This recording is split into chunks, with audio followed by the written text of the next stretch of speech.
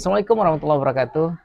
Selamat datang lagi di Sylvie and Sigit on Vlog. Kali ini dan mungkin beberapa video ke depan kita akan mendalami, uh, memperbanyak jumlah video terkait dengan diabetes. Benar. Ya, karena kepakaran Mbak Sylvie di doktornya tentang diabetes ya.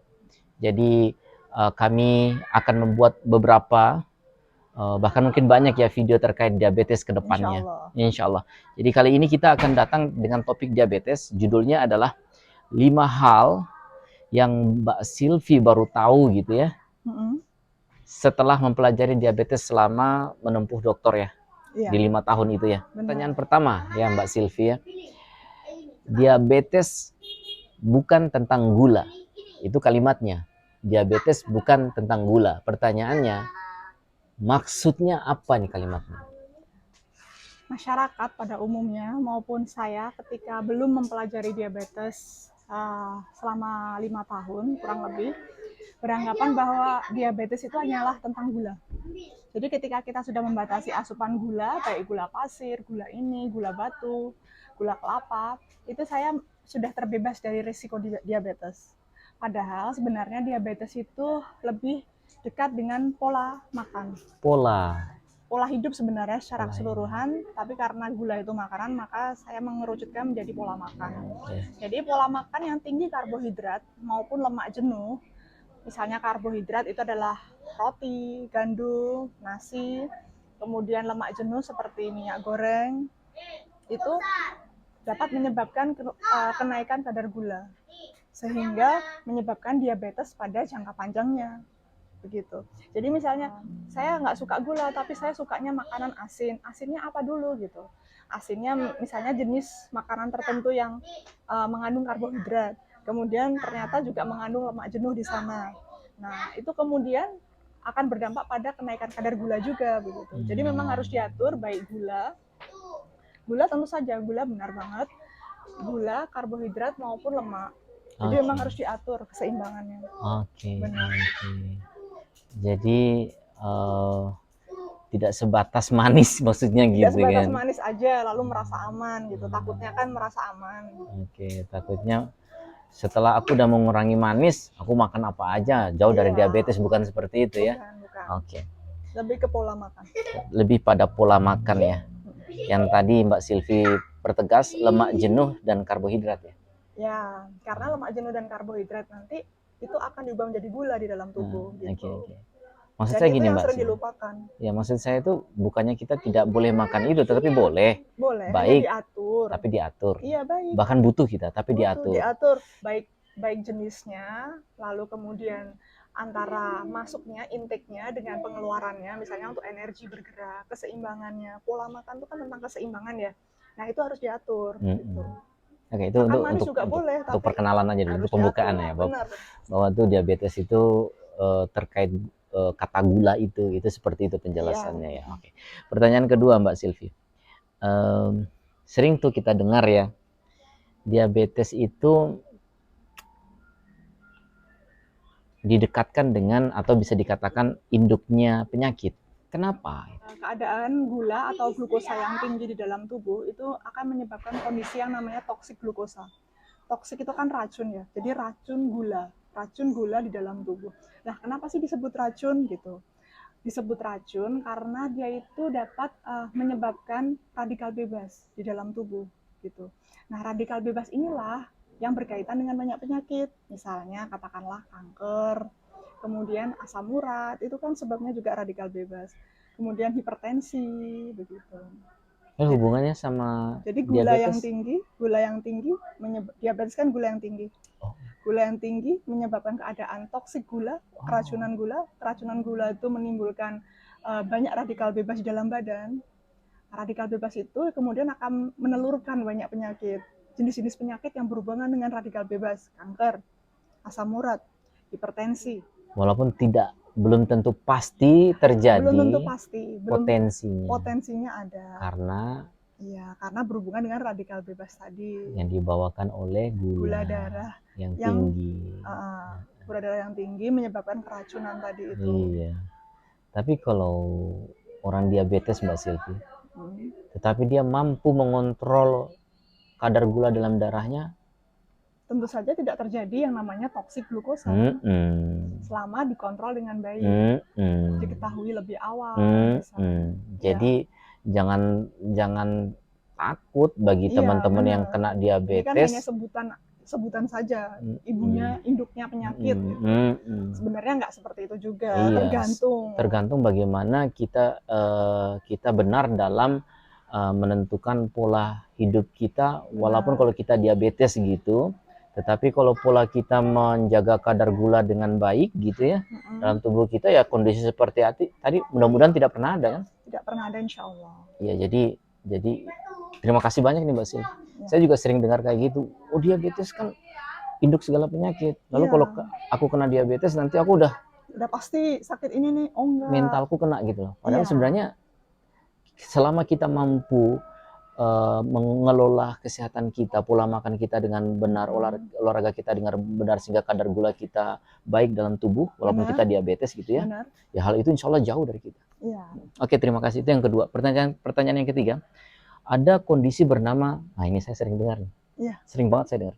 Kondisi yang bernama pra-diabetes. Pra itu berarti sebelumnya. Sebelum. Pra-diabetes yang sering diabaikan orang. Iya, ini kata-katanya bagus.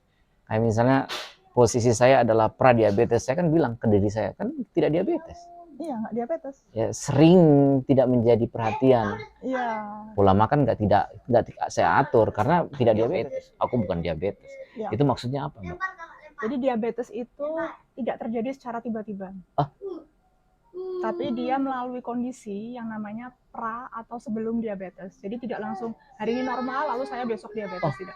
Tapi dari normal kemudian menuju pra diabetes, kemudian baru diabetes jika tidak dijaga dengan baik.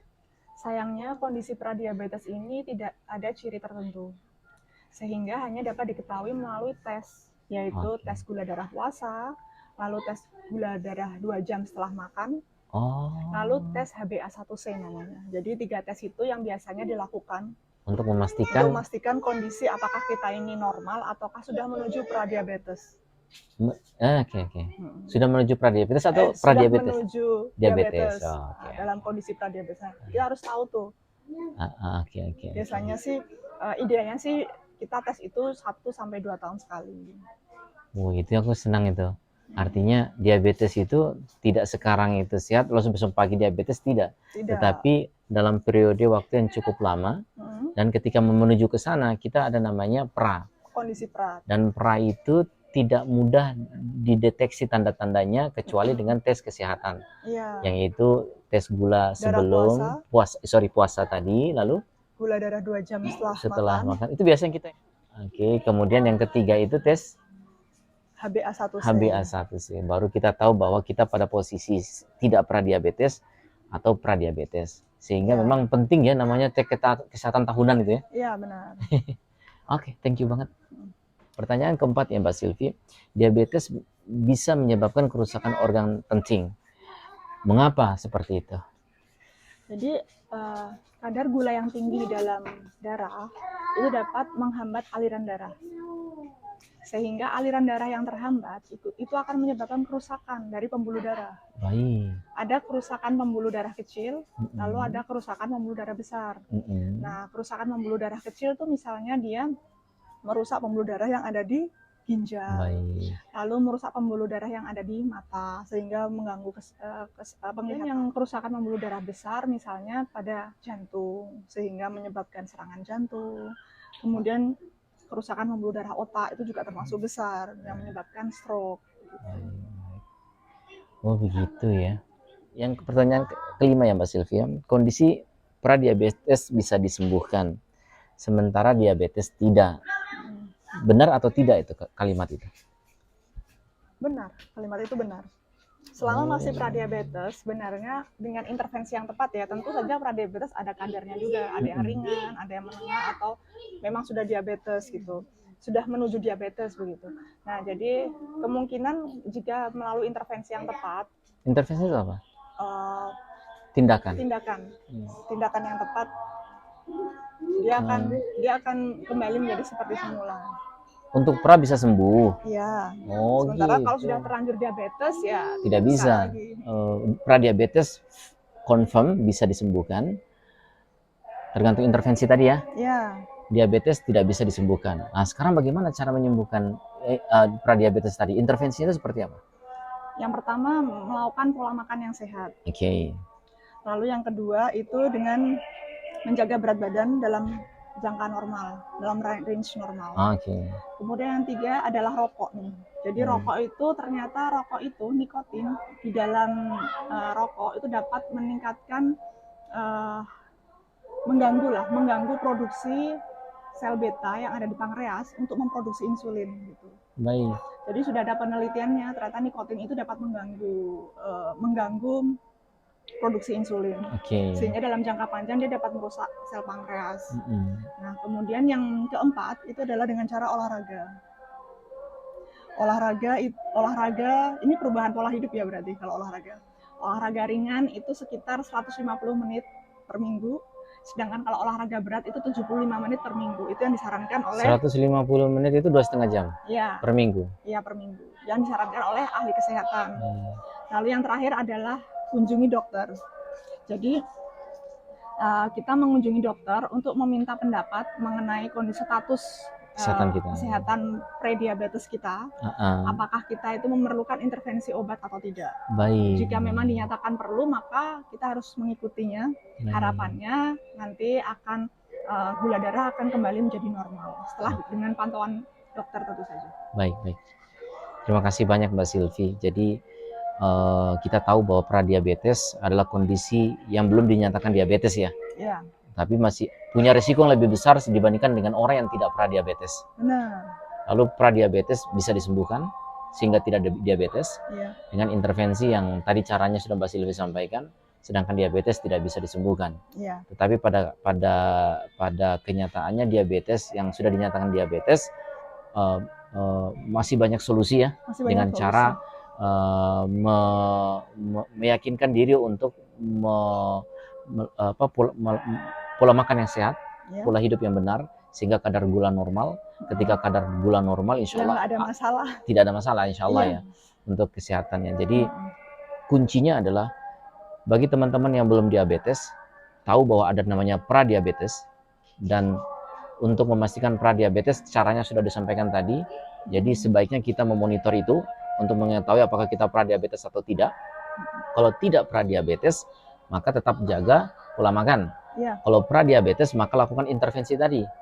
Kemudian ketika diabetes, maka yakinkan diri kita, besarkan mental kita bahwa masih ada 1001 cara untuk hidup sehat. Untuk mengontrol kadar gula darah. Untuk mengontrol kadar gula darah sehingga kita jauh dari penyakit yang lain.